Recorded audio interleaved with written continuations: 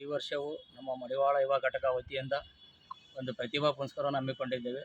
ಶೇಕಡ 75% ಪಡೆದಂಥ ವಿದ್ಯಾರ್ಥಿಗಳಿಗೆ 10ನೇ ತರಗತಿ ಹಾಗೂ ಸೆಕೆಂಡ್ ಇಯರ್ PUC ಡಿಗ್ರಿಯಲ್ಲಿ 75% ಪಡೆದಂಥ ವಿದ್ಯಾರ್ಥಿಗಳಿಗೆ ನಮ್ಮ ಕರ್ನಾಟಕ ರಾಜ್ಯ ಮಡಿವಾಳ ಯುವ ಘಟಕ ವತಿಯಿಂದ ರಂಗಮಂದಿರದಲ್ಲಿ ಇದೇ ಭಾನುವಾರ ಒಂದು ಪ್ರತಿಭಾ ಪುರಸ್ಕಾರ ಕಾರ್ಯಕ್ರಮನ ಹಮ್ಮಿಕೊಂಡಿದ್ದೇವೆ.